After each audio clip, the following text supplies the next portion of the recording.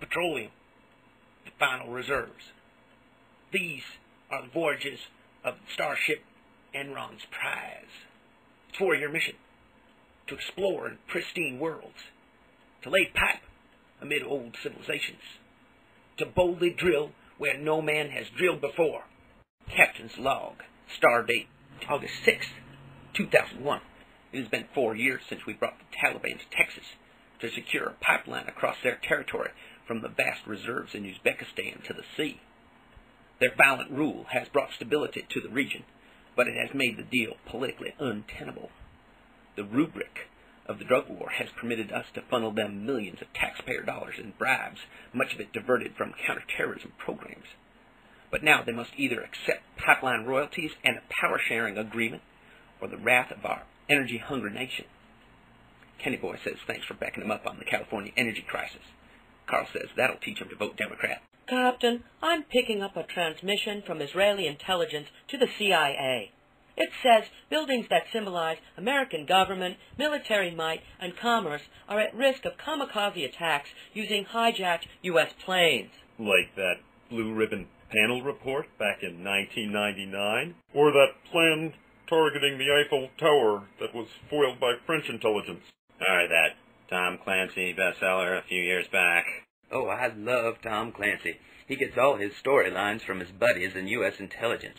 That's what makes them so authentic. Let's wait and see what our guys have to say about this.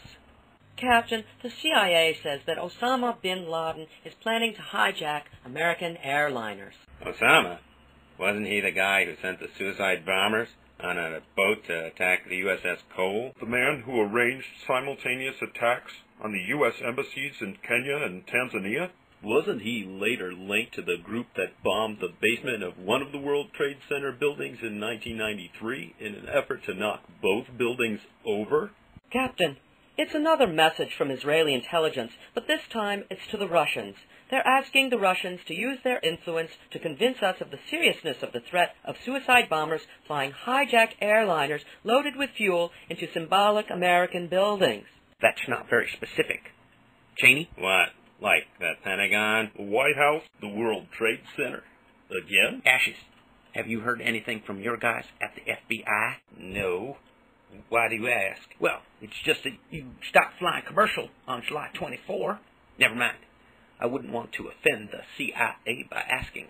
My daddy used to be director, you know. Captain, we've got more warnings coming in from Russian, Iranian, German, and Egyptian intelligence.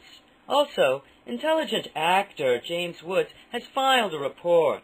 Okay, so I take my seat on a first-class flight from Boston to LA, right? And there are these 4 guys speaking Arabic who are obviously making plans for hijacking, okay? So then I tell the captain. Captain, it's your brother Jeb. He can't remember whether he's supposed to declare martial law on the 10th or the 11th, so he's going to declare it on the 10th. Until we get more information, keep the shields down and tell the FBI to back off. I want to get that pipeline deal done. Now, if you excuse me, I am on vacation this month. I'll be on the holodeck. If you have any questions, Dick Cheney and my daddy will be in the White House on stardate September 10th and 11th. And while you're at it, find a way to get us out of this recession and get my popularity back over 50%.